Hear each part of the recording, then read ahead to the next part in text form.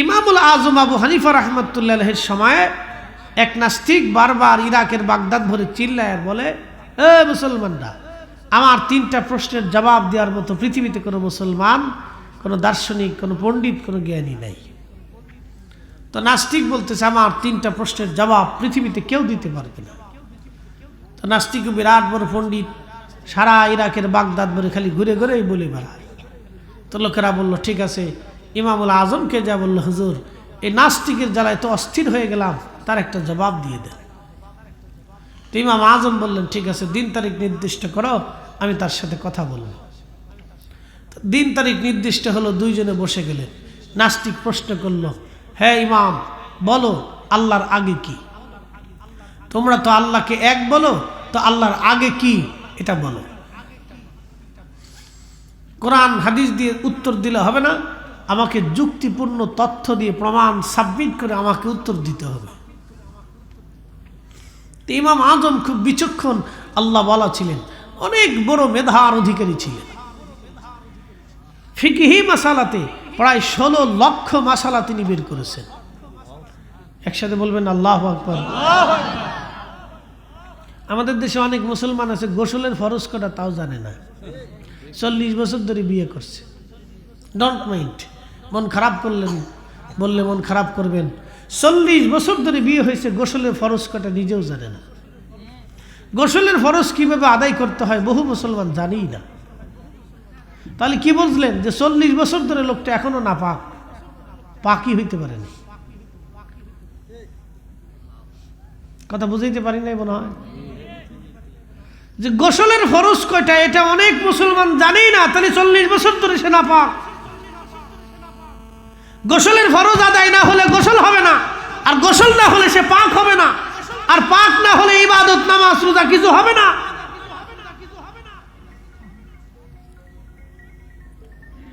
আর সেখানে ইমামুল আজম আবু হানিফা কোরআন হাদিস থেকে গবেষণা করে 16 লক্ষ মাসালা বের করেছেন।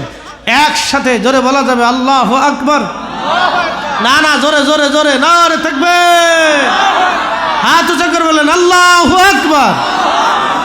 শীত বেশি পড়ছে তাতে কি হয়েছে? আমরা তো আর গরম কম না, ঠিক আছে না? কাছে কাছে ঘেসে ঘেসে বসেন।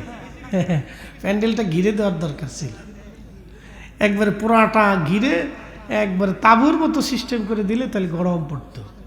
আর নিচে খড় বিছিয়ে দেওয়ার দরকার ছিল। জানা উচিত এই জানুয়ারির প্রথম এই ডিসেম্বরের শেষ 15 থেকে জানুয়ারি 15 পর্যন্ত শীতের প্রকোপ থাকে বেশি। এই সময় যা করতে হবে খুব হিসাব করে করতে হবে। এই সময় যারা ওয়াজে হুজুরদের কাছ থেকে ডেট নেয় তারা জিতে না, তারা ঠগে।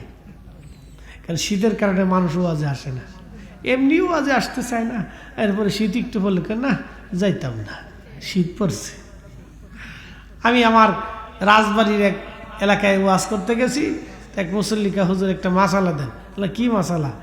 আমাদের মসজিদের মুয়াজ্জিন খেতার ভিতরে হইয়া হইয়া ফজরে আজান দিছে, আজান কি হইব? আমি কি মাসালা দিব? আমি কি বাবারে জীবনে সলাতের কাজা অধ্যায় পড়ছি, তো নামাজের আজানের কাজার অধ্যায় তো কোনোদিন পড়ি নাই। আর মুয়াজ্জিনকে হুজুর কি করবো খান, মুসল্লিদেরকে ওয়াদা করান, শীতের ডরে একটা মুসল্লিও ফজরের নামাজে আসে না। আমি একাই আজান দিই, একাই পড়ি। তো সিন দেখলাম আমার আর উঠতে লাভ কি, আমি খেতার ভিতরে হান দিয়ে ফজরের আজান দিয়েছি। আমি হাসতে হাসতে বাসি না, মুয়াজ্জিনও শরম লজ্জা করে না, করছি আপনি তো কা হুজুর ওই মৌসুম আদা করেন যাতে তারা নামাজ আসে। তো এক মুসল্লি বুড়া মানুষ, দাদার বয়সী, চিন্তা করলো যে বহুদিন যাই না, আজকে কাঁপতে কাঁপতে কম্বল টম্বল ফেসে লাড়তে লাড়তে আইসি। আরে আজান হয় কিন্তু হুজুর নাই, কিরে মুয়াজ্জিন কো? দেহ মুয়াজ্জিন লেফের ভিতরে শুয়েই বাইরে দিচ্ছে।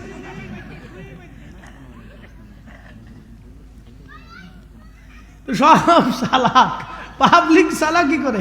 শীত একটু বললেই ডরে আর নামাজ যায় না, শীত একটু বললেই ডরে আর মাহফিলাইতো না। আসেন পিছনে দাঁড়াই থেকে লাভ নাই, আমি শেষ বক্তা, আমি বক্তা আর নাই। এরপরে আইয়ে খালি মাঠে বয়ে থাকলে কাজ হবে না। এখানে আয়েন আমার সামনে বসেন, কিছু শোনা যাবে, বোঝা যাবে, কিছু বলা যাবে, কথা বলা যাবে। কি কথা বলেন, ঠিক কিনা? থাকবে বাহিরের লোক জানুক যে হুজুর একা না, আরো কিছু লোকজন আছে।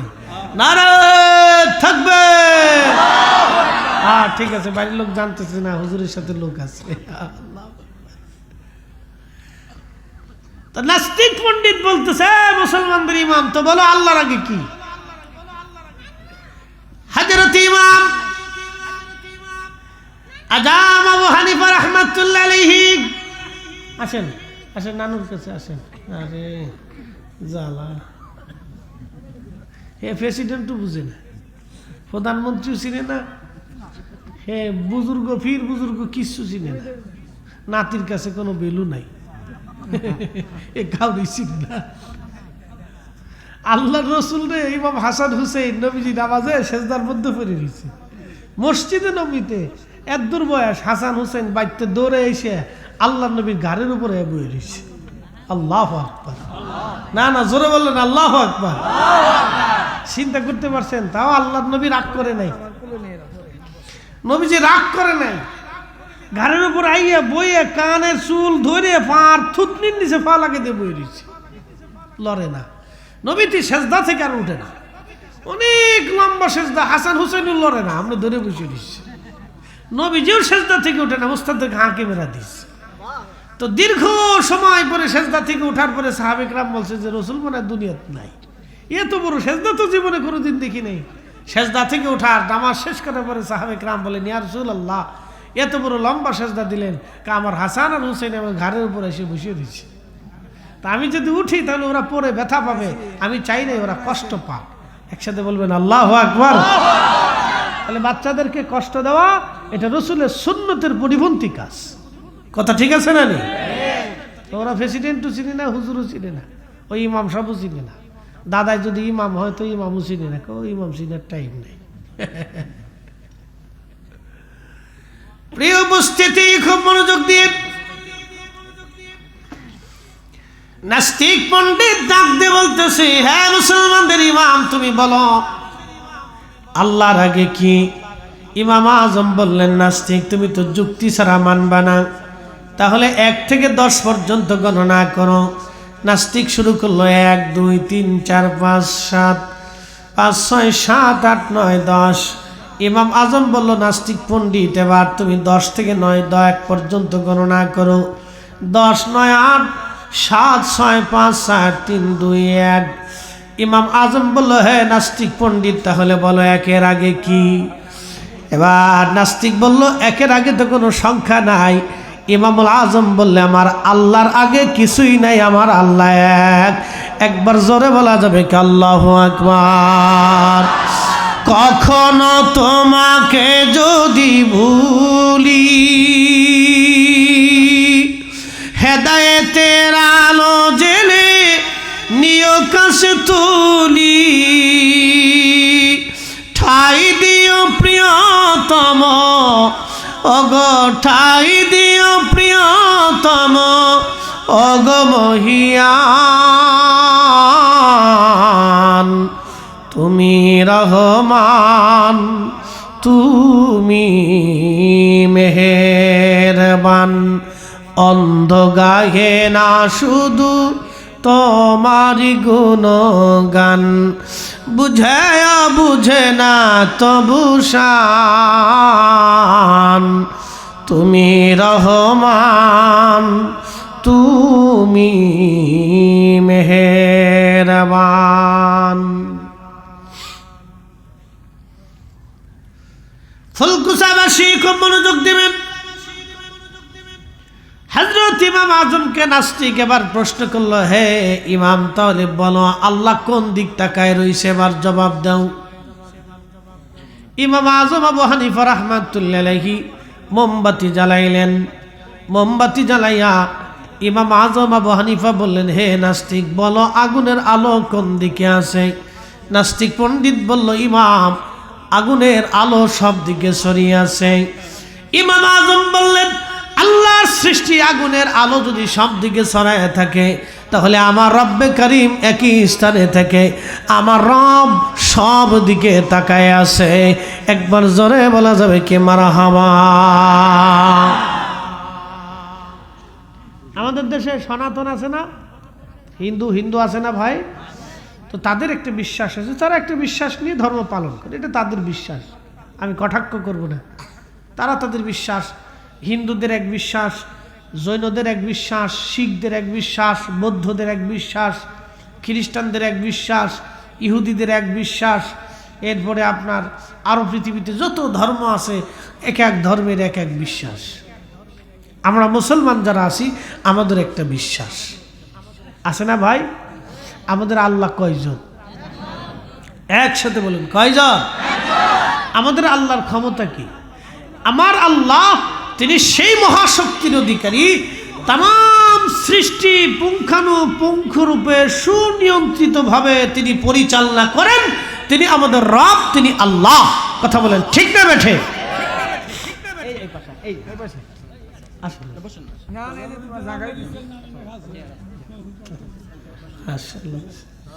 একটু জিকির করে লা ইলাহা লা ইলাহা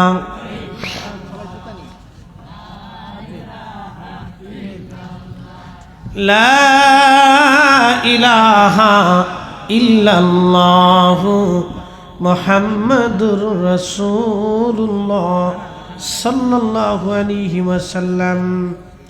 আজকের মাননীয় প্রধান অতিথি জনাব আলহাজ হযরত আলী সাহেব, বিশিষ্ট সমাজসেবক এবং বিশিষ্ট ব্যবসায়িক ঠিকাদার, তিনি আমাদের মাঝে এসেছেন। আমরা বলি না মারহাবা।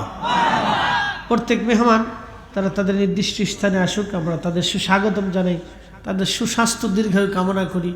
আল্লাহ তাদেরকে সুস্থতার সাথে যেন আমাদের প্রোগ্রামে হাজির করান এবং আসার জন্য তৌফিক দেন, বলে না আমিন। যারা বাইরে আশেপাশে দাঁড়িয়ে আছেন, ও দাঁড়িয়ে না থেকে এসে চুপচাপ বসে পড়েন, জায়গাটা গরম করে ফেলে, ওটা ঠান্ডা করে লাভ নেই, চলে আসেন। যদ্দূর আল্লাহ যারে কবুল করবে সে আসবে। কথা বলে ঠিক আছে না ভাই? জোর করে কি আনা যাবে? আজকে জোর করে আনার সুযোগ নেই। আজকে যে আসবে সে পাস। একসাথে বলবেন আল্লাহু আকবার। বলে কেন? আমি কোরআন থেকে বলতেছি,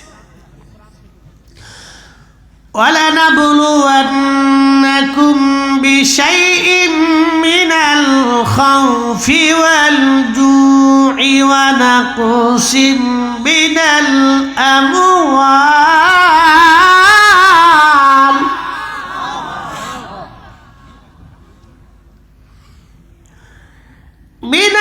الْأَمْوَالِ وَالْأَنفُسِ وَالثَّمَرَاتِ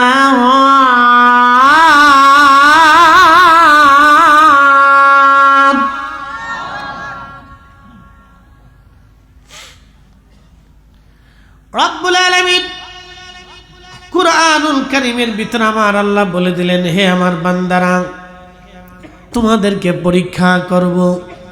কি করব? একসাথে বলেন, কি করব? ছেলেরা পরীক্ষা দেয় কিনা? পরীক্ষা ছাড়া সার্টিফিকেট হয় কিনা? সুযোগ টুযোগ আছে কিনা? 2 নম্বরই সিস্টেম। এখন আর ওটা নাই, আগে এক সময় ছিল, এখন এটা রুদ্ধ হয়ে গেছে, সিস্টেমটা নাই এখন।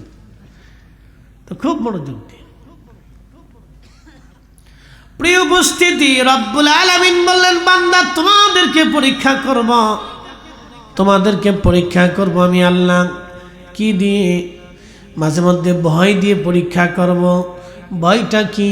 হঠাৎ করে ঠান্ডা পড়ে গেল, কালকের মাহফিলেও হাজার হাজার মানুষ ছিল, আজকের মাহফিলে এসে দেখলাম মাহফিল শূন্য হয়ে গেল। মানুষ ডরে মাহফিলের ভিতরে ঢুকতে চায় না, প্রচণ্ড ঠান্ডায় চারপাশ দিয়ে ঘুরে আগুনের পাশে বসে আছে, ঘরের মধ্যে কম্বলের মধ্যে ঢুকে গেল, কিন্তু মাহফিলে তারা আসলো না। আল্লাহ বললেন, তোমাদেরকে ভয় দেখাই আমি পরীক্ষা করব এবং তোমাদের শস্য শ্যামল নষ্ট করব, অতিবৃষ্টি দিব, অনাবৃষ্টি দিব, খরা দিব, সাইক্লোন দিব, মহামারী দিব, প্রচণ্ড শীত দিব, প্রচণ্ড গরম দিব, এইগুলি তোমাদের জীবন কেড়ে নিব, আমি তোমাদেরকে পরীক্ষা করব। প্রিয় নবী আমার হাবিব আপনার উম্মতকে জানায় দেন, এই সময় কাদের জন্য সুসংবাদ হবে? ওয়াবাশশিরিস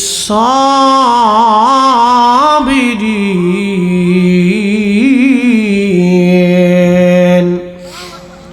এই কঠিন সময় যারা ধৈর্য ধারণ করবে, হাবিব আমার বলে দেন, তারাই সফল কাম হবে, তাদের জন্য সুসংবাদ হবে। তাহলে বোঝা গেল আজকে যারা বসে গেলেন বসে গেলেন, তারা সবাই পাশ। একসাথে বলেন আল্লাহু আকবার। আমার ফর্মুলা না আল্লাহর ফর্মুলা? আমি কি ফর্মুলা দিছি না আল্লাহ দিছে? অবাশিরিস সাবিরিন, সবরকারীদের জন্য সুসংবাদ। ঠান্ডার মধ্যে বসে যারা সবর করতেছেন তাদের জন্য একটা সুসংবাদ আছে। বলে কি? এই সুসংবাদের নাম হচ্ছে ক্ষমা। ইন্নাল্লাহা ইয়াগফিরুয যুনুবা জামিআ, তোমাদের জীবনের সব গুনাহকে আমি রব্বুল আলামিন মিটিয়ে দেব, মাফ করে দেব। একসাথে বলবেন আল্লাহু আকবার। আমাদের গুনাহ আছে না? আছে না? শ্রোতা বক্তা সবাই কি গুনাহ মুক্ত? শ্রোতা বক্তা সবাই গুনার সাথে যুক্ত।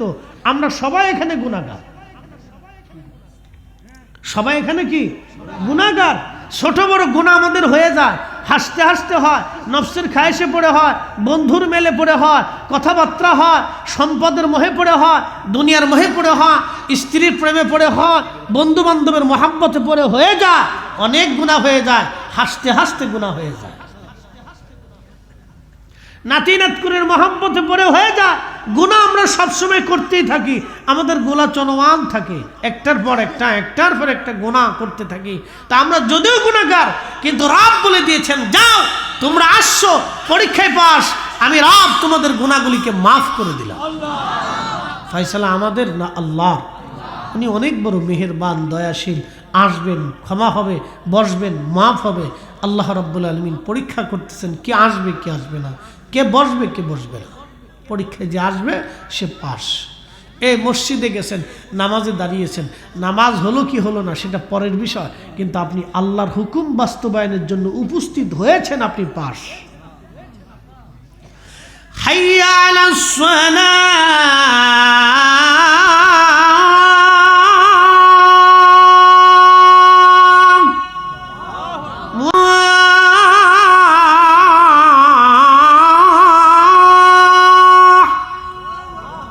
তোমরা কল্যাণের দিকে আসো, তোমরা উপকারিতার দিকে আসো, তোমরা ভালো কাজের দিকে আসো, সালাতের দিকে আসো। মুয়াজ্জিন যখন ডাক দিয়েছে আপনি তখনই ঘুরঘুর ঘুরঘুর করে দোকান বন্ধ করে দিয়েছেন, ব্যবসা বন্ধ করে দিয়েছেন, আইছেন, এটাই পাস। একসাথে বলবেন মারহাবা। يا أيها الذين آمنوا إذا نودي للصلاة من يوم الجمعة فاسعوا إلى ذكر الله وذروا البيع।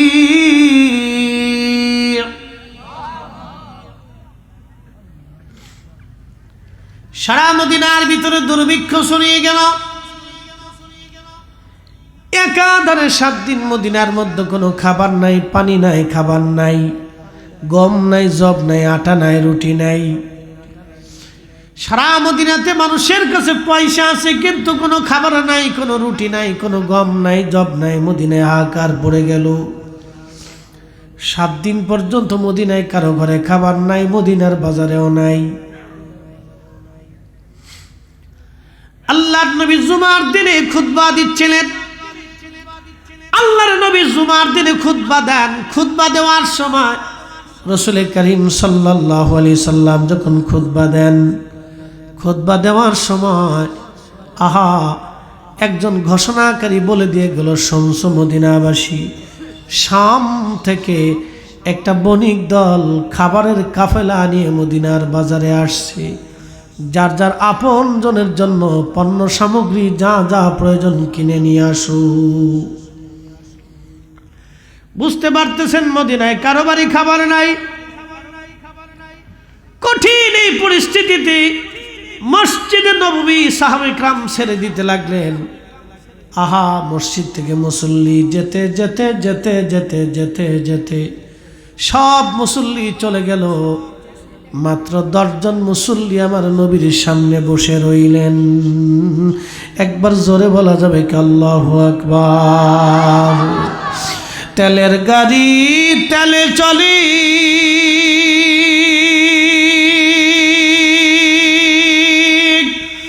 হাওয়ার গাড়ি হাওয়ায় উড়ে, বিনা তেলে চালাই গাড়ি নবী সুলাইমান। সেই মুসলমান।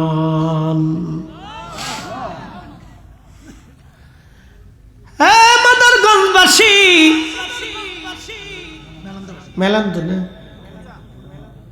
কোন থানা এটা? মেলান্দ থানা, ঠিক আছে।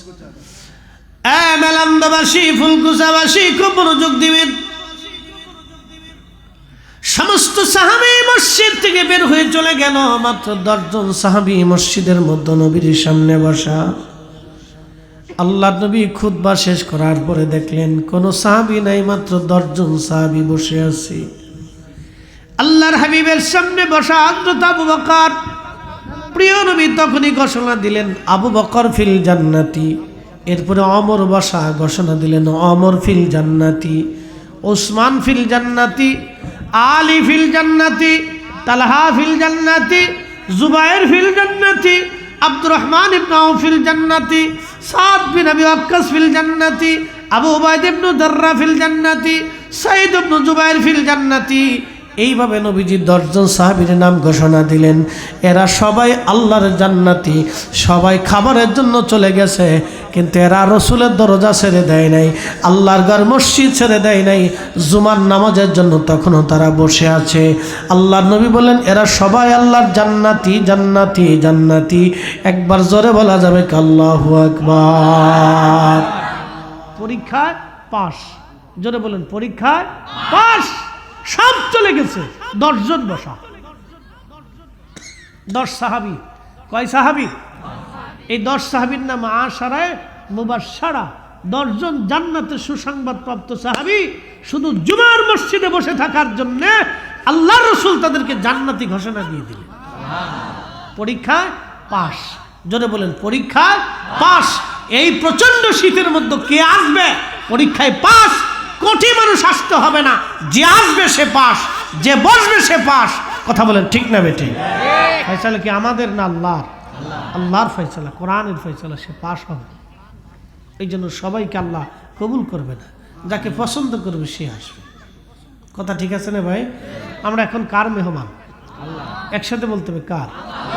আপনারা আমাদেরকে দাওয়াত করে আসছেন না? আমার এই ভাই আমাকে দাওয়াত করছেন, বারবার ফোনে ফোনে কথা বলছেন, ভাইটা দাওয়াত করে আনছেন।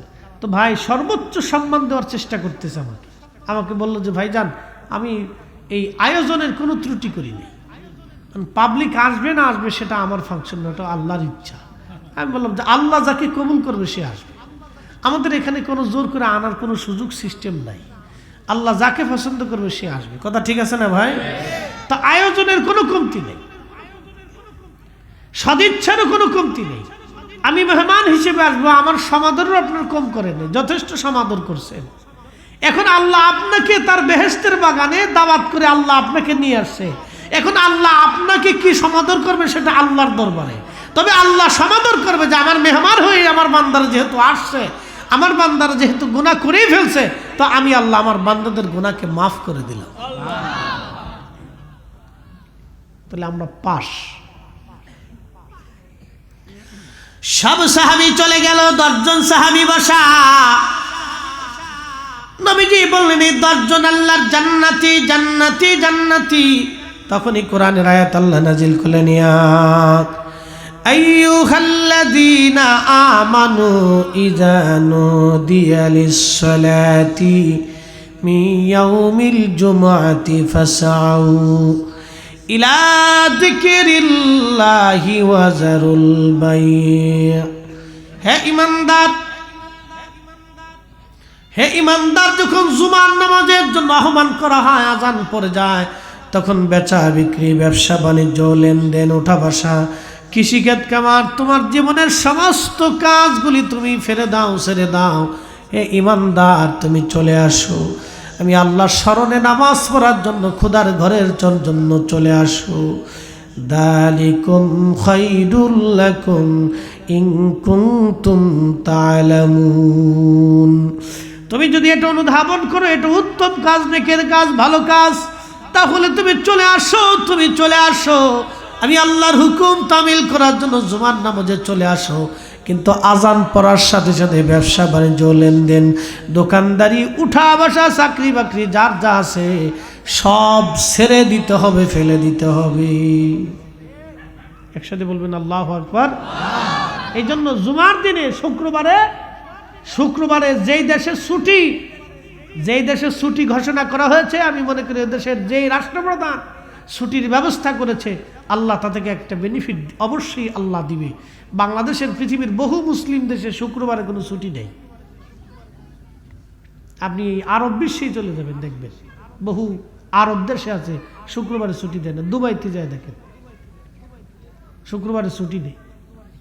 মুসলমান দেশ, আমরা বাংলাদেশ হলে বাটাম চালান দিয়ে দিতাম এতদিন। কি কথা কর না কেন? আমরা বাংলাদেশ হলে এতদিন বাটাম চালান হয়ে যেত।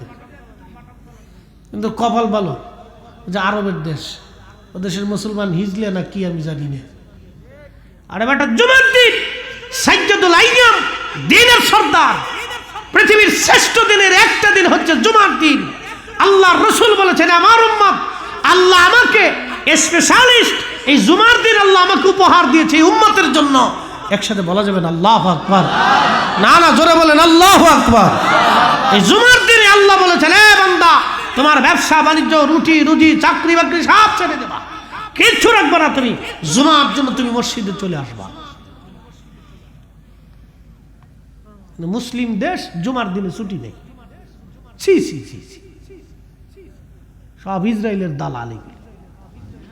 কি কথা কর না কেন? যার কারণে ফিলিস্তিনিরা ৭৫ বছর ধরে মাইর খায়।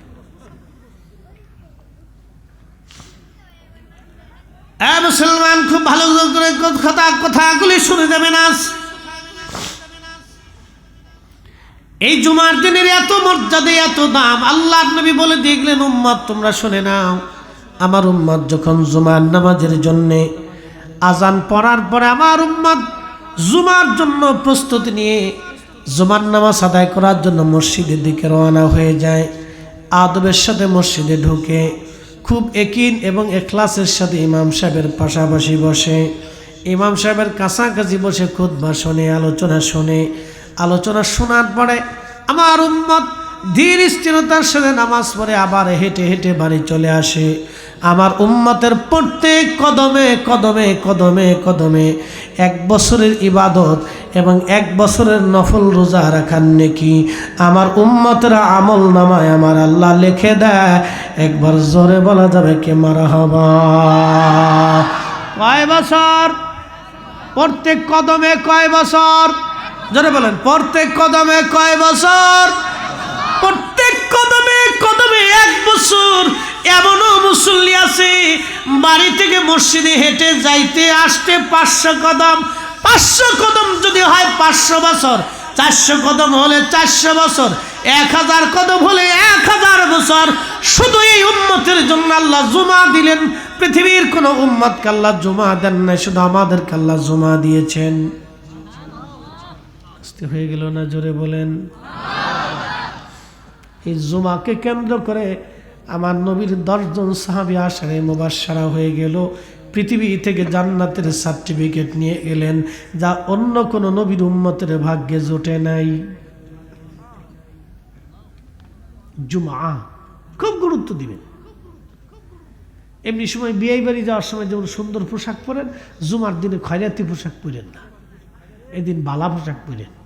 গোসল টোসল পাক সাফ হবেন, একবারে সুন্দর সাবান টাবান মাইকা আতর টাতর দিয়ে খুব সুন্দর করে পরিষ্কার হবেন, শরীরে যাতে গন্ধ না খায়, ফটকা গন্ধ যাতে না আসে। বুঝতে পারছেন না আপনারা? কুয়াশা পড়তেছে বৃষ্টির মতো। আল্লাহ আজকে দিয়ে খুশি, আমরা পাইয়ে খুশি। একসাথে বলেন আলহামদুলিল্লাহ। আমরা যারা আইসি পাস, যারা বলেন কি একসাথে বলেন কি? চিন্তার কারণ নাই, উনি পাস করেছেন। উনি যিনি কোরআন দিয়েছেন তিনি পাস করেছেন। ওনার কথা হচ্ছে লা তাবদিলা কালিমাতিল্লাহ।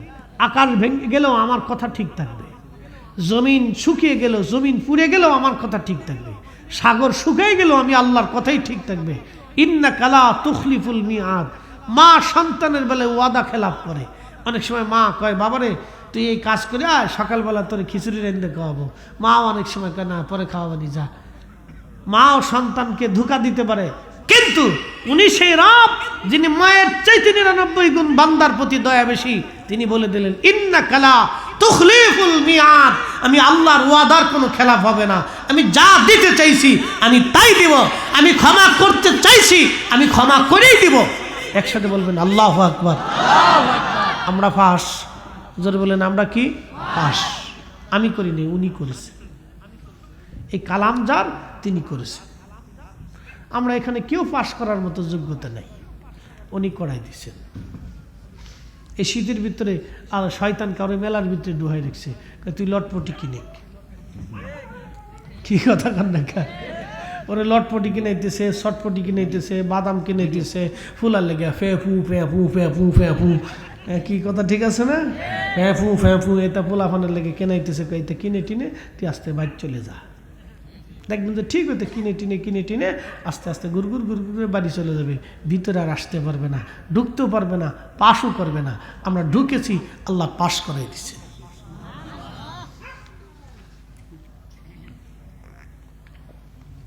শয়তান এর উপরে বিজয় হয়েছে, কিন্তু আমাদের কাছে পরাস্ত হয়েছে। ইন্নাহু লাকুম আদুউম মুবিন, সে প্রকাশ্য দুশমন, আমাদের ক্ষতি করার জন্য আপ্রাণ প্রচেষ্টা করতেছে। 9 লক্ষ বছর ইবাদত করলো, আল্লাহ যখন বনে বলে দিলেন ইন্না আল্লাহ রাব্বুল আলামিন তাকে তাড়িয়ে দিলেন, দূর হয়ে যা, আজাজিল দূর হ, আমি আল্লাহর স্থানে তোর কোনো জায়গা হবে না। তোকে আমি কাফেরদের অন্তর্ভুক্ত করে দিলাম। শয়তান আল্লাহকে বলে নিয়া আরব 9টা লক্ষ বছর তোমার ইবাদত করছি, একটা না, সেজদার পর সেজদা দিছি, হাজার হাজার শত শত বছর তোমার সেজদার মধ্যে পড়ে থাকছি, আমার কি কিছু দেবা না? আল্লাহ বলে কি চাইস? বলে আল্লাহ 3টে জিনিস দিবা। রব্বুল আলামিন তুমি আমাকে 3টা জিনিস দিবা। আল্লাহ ডাক দিলেন, শয়তান তুমি কি চাও? বলে 1 নম্বর কিয়ামত পর্যন্ত হায়াত দিবা। আল্লাহ বললেন তা দিলাম। 2 নম্বর তাম পৃথিবীর তাসাররুফ করবে 1 সেকেন্ডে ক্ষমতা দিলাম দেবা। আল্লাহ বললেন তাও দিলাম। আর কি চাস? বলে রব্বুল আলামিন তোমার বান্দাদের শিরার ভিতর দিয়ে ঢুকে কালবের মধ্যে বসে বসে ধোঁকা দেওয়া আর শক্তি দাও। আল্লাহ বলেন তাও দিলাম। কি করবি? বলে ও আল্লাহ তোর ইজ্জত জালালের কসম করি, তোমার বান্দারে ধোঁকা দিয়ে দিয়ে আমি তোমার বান্দারে গুনাহ করায় করায় জাহান্নামী বানাবো। আল্লাহ ডাক দে বলবে, বান্দা শয়তান তুই আমার বান্দারে গুনাহ করাবি আর আমার বান্দা ক্ষমা চাইতে দেরি হবে, আমি রব্বুল আলামিন ক্ষমা করতে দেরি করব না। একবার জোরে বলা যাবে কি মারহাবা। কখনো তোমাকে যদি ভুলি, হেদায়েতের আলো জ্বেলে নিউ কাছে তুলি, ঠাই দিও প্রিয়তম, ওগো ঠাই দিও প্রিয়তম, ওগো মহিয়ান তুমি রহমান, তুমি মেহেরবান। অন্ধ গাহে না শুধু তোমারি গুণগান, বুঝে বুঝে না তবু শান, তুমি রহমান তুমি মেহেরবান।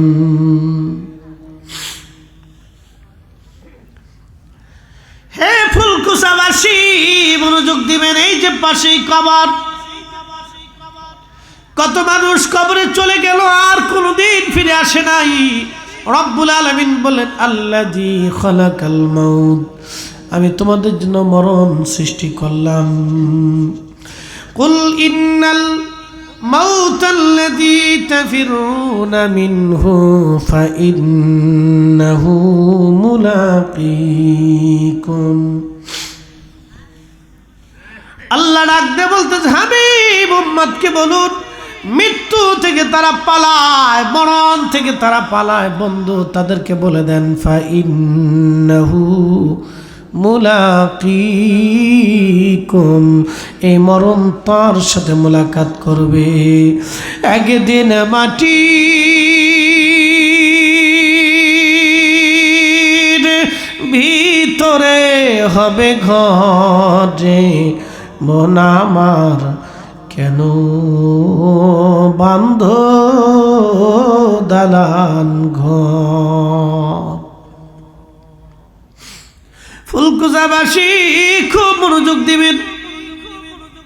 আজকে যদি আপনি মারা যান বাজান, অপ্রিয় দুটা সত্য কথা আপনাকে বলে দিয়ে যাই। আজকে আপনি যদি মারা যান, আপনাকে ঘর থেকে বের করে নিয়ে আসা হবে। ঘর থেকে বের করে আনার পরে আপনাকে একটা বিছানার চাদর দিয়ে অথবা আপনার গায়ের চাদর দিয়ে আপনার কাপড়ের উপরে শরীরের উপরে ঢেকে দেওয়া হবে। বন্ধু, ওই কাপড়ে ওই চাদরে কোনোদিনও আপনার স্ত্রী সন্তান আর ব্যবহার করবে না। চির সত্য বলতেছি, আমি মারা যাওয়ার পরে আমার এই চাদর দিয়ে যদি ঢেকে রাখা হয়, আমার বাচ্চারা জীবনে এই চাদর আর কোনোদিন ব্যবহার করবে না। বলবে আব্বার লাশের উপরে কাপড়টা ছিল, ওরা ভয় পাবে, ডরাবে। বাবারের লাশের উপরে যে কাপড় ছিল, এই কাপড়টা আমরা কেমনে গায়ে দিই ভয় করে। যে প্রিয়তম স্ত্রী একাধারে 40 বছর ধরে আপনার সাথে সংসার করলো, একই বিছানায় ঘুমাইলেন, একই কম্বলের নিচে ঘুমাইলেন, একই সাথে বসবাস করলেন, একই বিছানায় বসে বসে খাবার খাইলেন, আপনার খাবার তাকে খাওয়াইলেন, তার খাবার আপনাকে খাবার দিলেন, কত সুখে দুঃখে পাশে একসাথে জীবন কাটাইলেন। এই স্ত্রী আপনার যে বিছানার চাদর দিয়ে আপনার লাশ ঢাকা হবে, এই চাদর আপনার স্ত্রী আর কোনোদিনও বিছানায় বিছাইবে না। তার কাছে ভয় লাগবে আমার স্বামীর গায়ের উপরে মরা লাশের উপরে কাপড় দেওয়া হয়েছিল। চির সত্য কথাগুলি বলতেছি, যদিও শুনতে খারাপ শোনা যাবে, কিন্তু এটাই সত্য। প্রিয় মুসলমান, আল্লাহর কোরআনে আল্লাহ ডাক দিয়ে বলেন, ইয়া আইয়ুহাল্লাযীনা আমানু লা তুলহিকুম আমওয়ালুকুম ওয়ালা আওলাদুকুম আন যিকরিল্লাহ।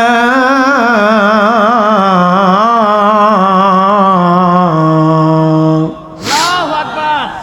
জিন্দেগি তোর যাইরে ফাঁকি দিয়া রে সোনার আদম, জিন্দেগি তোর যাই ফাঁকি দিয়া। ও আদম রে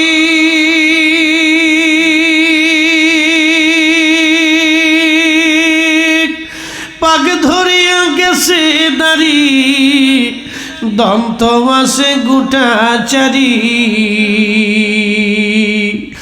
ও আদম রে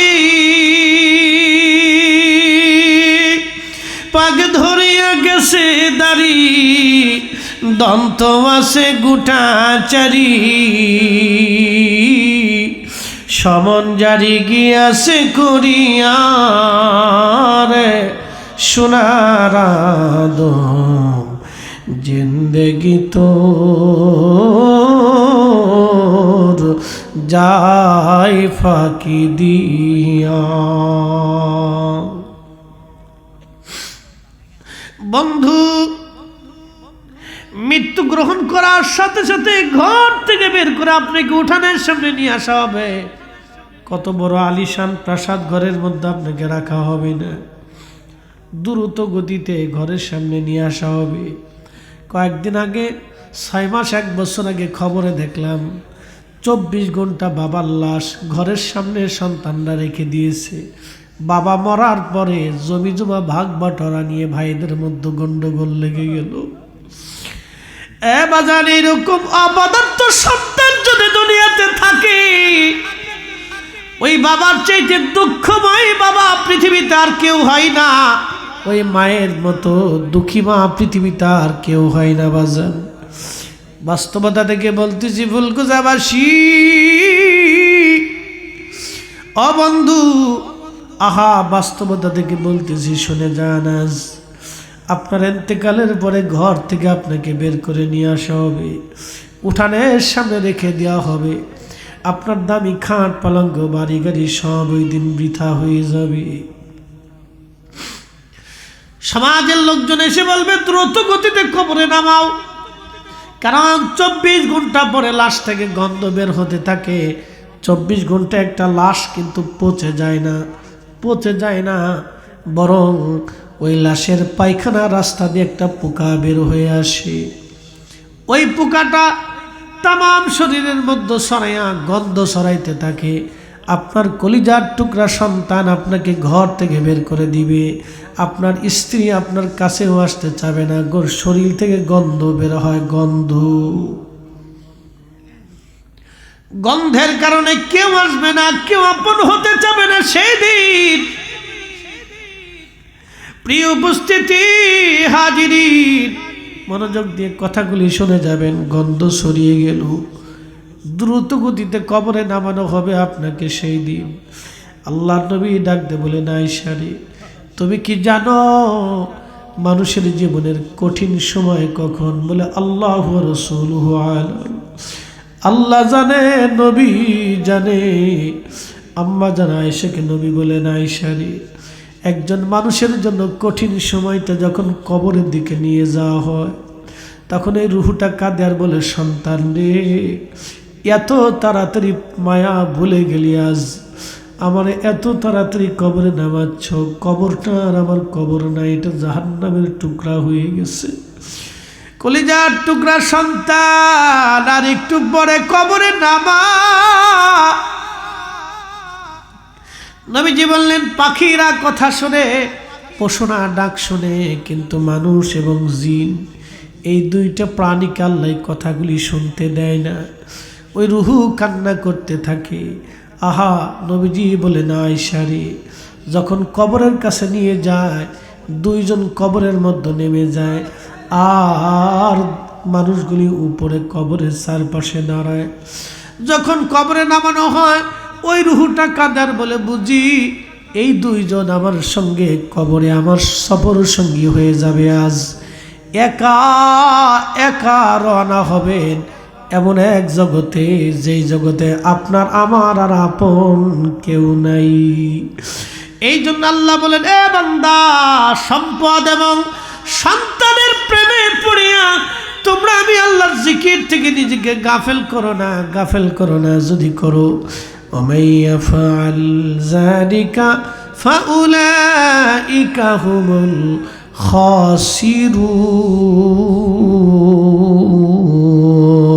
الخاسرون। बादशाह क्या फकीर हो, सबको एक ही ठिकाना।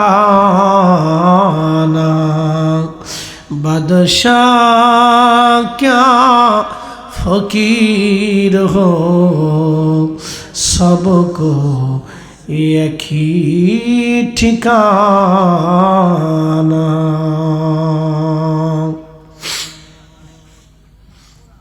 প্রিয় ফুলকুচাবাসী, মনোযোগ দিবেন। বড় কঠিন রুহু দেহটাকে যখন কবরে নামানো হয়, ওই দুইজন লোক কবর থেকে উঠে আসে। নবী বলেন, আয়েশা রে, তখন ওই রুহুটা কাদার বলে, বুঝছি আমার সঙ্গে আজ আর কেউ যাবে না, আমি একা হয়ে গেলাম। ওই রুহুটা কাঁদতে থাকে। সেই দিন নবীজি বললেন, কবরস্থ করে মাটির ভিতরে দাফন করে সব মানুষ চলে আসবে, কিন্তু আয়েশা রে, আমার উম্মতকে বইল, ও আমার সাহাবীরা, আমার উম্মতরা, তোমার ভাইকে কবরে রেখে তাড়াহুড়া করে কবর থেকে চলে এসো না, কবরের পাশে কিছু সময় দাঁড়াও। ইস্তাগফিরু লিআখিকুম, তোমরা তোমার ভাইয়ের কবরের পাশে দাঁড়ায় তার জন্য ইস্তিগফার করো, যাতে আল্লাহ তাকে মাফ করে দেয়। কিছু সময় পরে মুনকারে নেকির আসবে প্রশ্ন করার জন্য। মুনকারে নেকিরের প্রশ্নের জবাব যাতে সহজ হয়ে যায়, সেই জন্য তোমরা তোমার ভাইয়ের কবরের পাশে দাঁড়াও।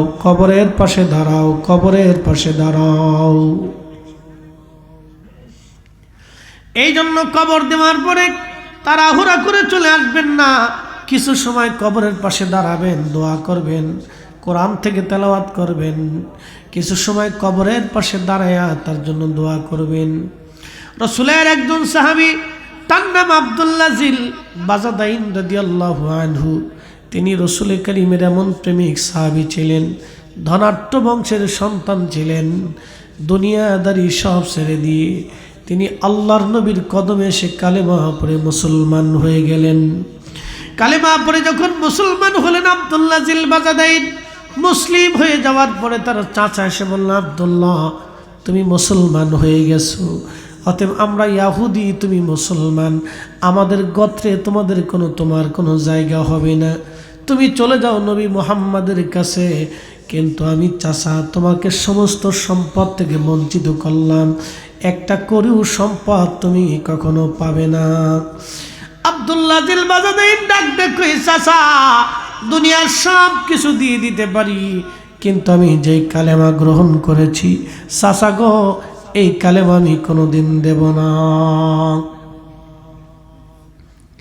চাচা ডাক দে বলেন, আব্দুল্লাহ তাহলে তোমার পরনের জুব্বাখানা আমাদের টাকার কেনা, ওই জুব্বা দিয়ে দাও। আব্দুল্লাহ জুল বাজাদাইন ওই জুব্বাখানা খুলে দিলেন। জুব্বা খুলে দেওয়ার পরে চাচা ডাক দে বলে, আব্দুল্লাহ জুব্বা তো দিলা, কিন্তু তোমার পরনের লুঙ্গিটা আমাদের টাকা আনিতে গেথে রেখেছি প্রেমের মালা।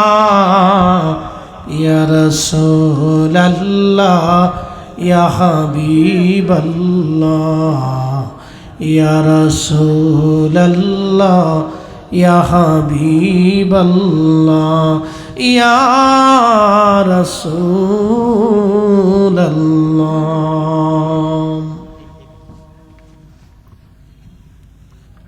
তো আব্দুল্লাহ জুল বাজাদাইন রাদিয়াল্লাহু আনহু তিনি সব কিছু থেকে জুদা হয়ে আলাদা হয়ে গেলেন।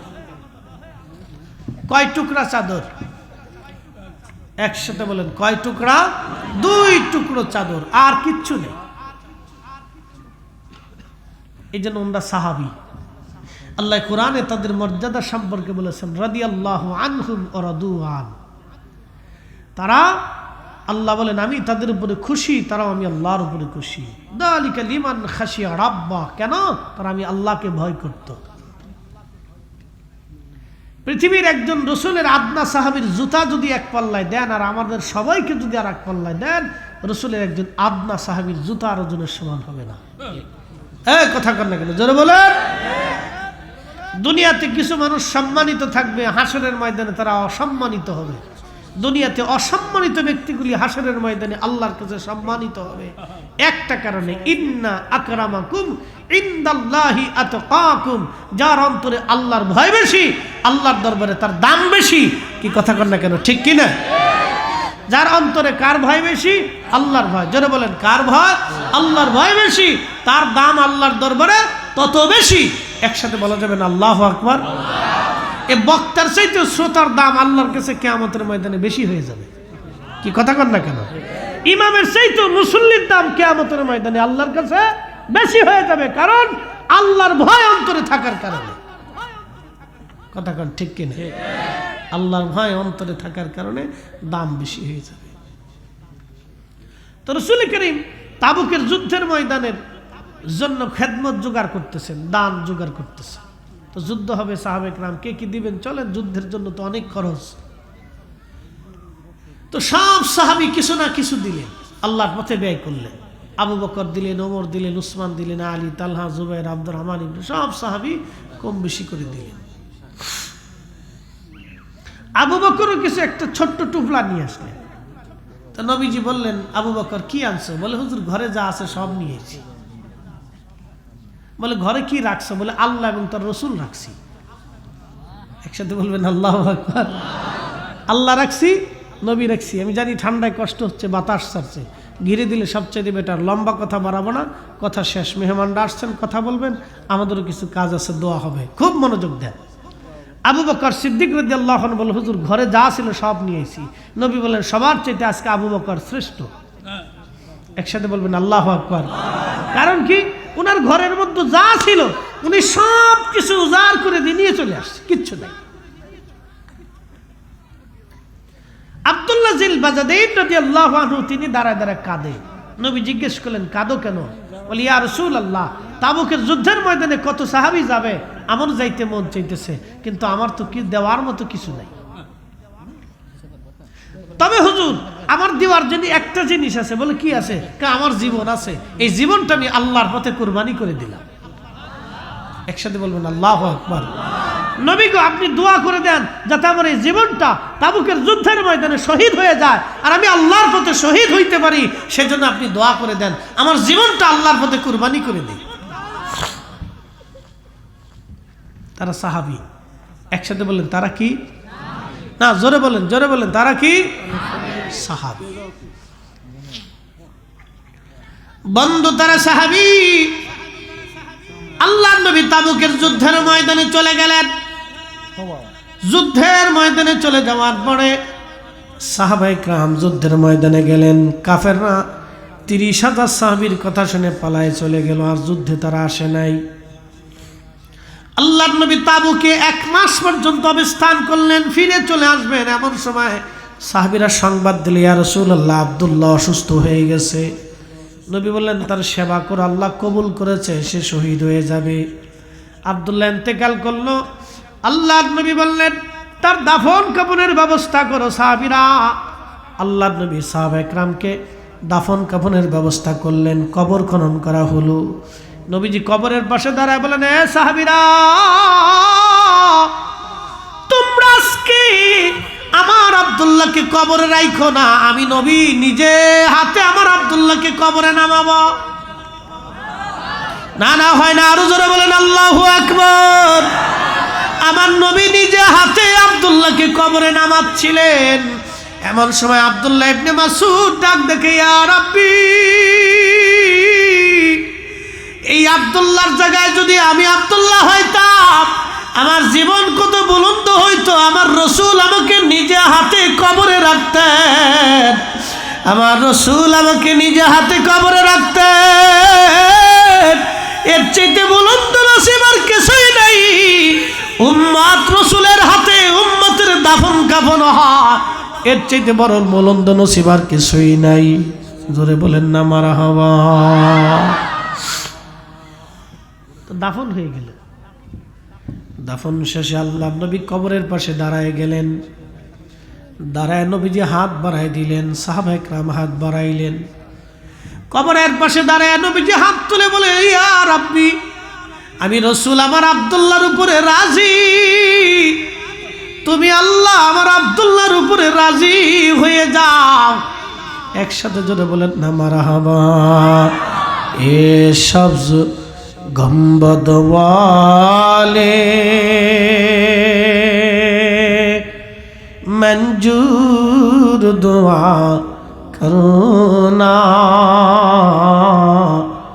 जब वक्त न जा आए आका दीदार अता करना,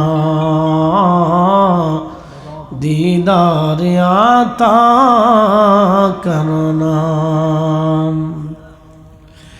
मैं कब्र अंधेरी में घबराऊंगा जब तन्हा में, कब्र अंधेरी में घबराऊंगा जब तन्हा, इमदाद मेरी करने आजाना रसूल अल्लाह। আল্লাহ আমাদের প্রত্যেকের কবুল করুক, বলে না আমিন। পাশেই গোরস্থান, ঠিকানা এখানে সবার হবে আজ অথবা কাল।